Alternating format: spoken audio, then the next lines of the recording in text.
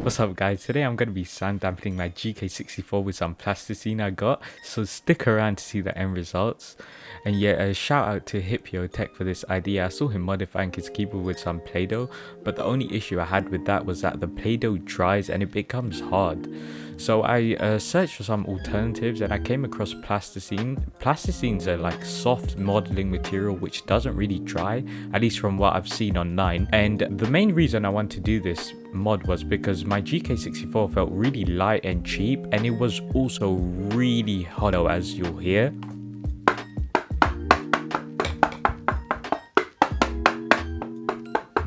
So first I had to deassemble my GK64, and yeah, that's me very aggressively trying to get my PCB out of the case. Please don't mind my case, it looks really nasty from my like really bad attempt of removing some previous neoprene. To get some proper stock versus plasticine sound test, I just used a normal ruler to measure the length, width and depth of the keyboard so I know how much plasticine to use for it. Anyways, to start the mod I bought 500 grams of plasticine on eBay for like around $8, but I won't be needing all of it for just this keyboard. And I chose like a light blue since I didn't like any of the other color options, and it won't really show anyway, so it doesn't really matter since it's going to be inside the keyboard. I thought it'd be a lot softer, but as you can see it's kind of crumbling. I was surprised that it kind of held together pretty well, and the plasticine was quite hard to mold at start, but I found a random piece of wood I just used it as a rolling pin, and after like 5 minutes I managed to get like a nice flat piece. I used the old mouse mat to cut the plasticine on top to prevent any damage on my desk, and I just used a basic utility knife to cut it up to size, and then just repeated the process to like get like 3 pieces that fitted in. Once I placed the 3 pieces inside the keyboard, and me being me, I'm like too lazy to cut any exact holes for the standoff, so I just went with it and roughly cut out holes for the standoffs to get through. Some plasticine went through, but it wasn't an issue really, although there was one thing I wish I did do properly later, but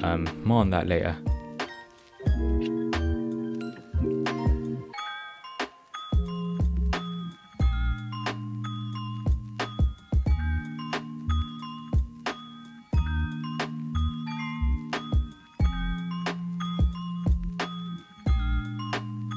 So now all that's left for me is to reassemble it. The plasticine did a sick job of removing any hollowness and it sounds great, so have a listen.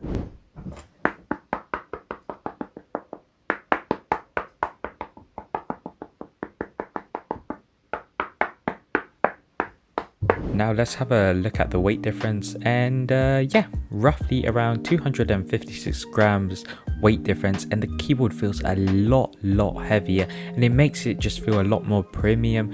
And yeah, I lied about the reassembly actually, because the last thing to do is actually I have to clean the keyboard with some wipes. It got some sort of residue from the plasticine when I was modding it, and enough of me rambling on, and hear the sound test.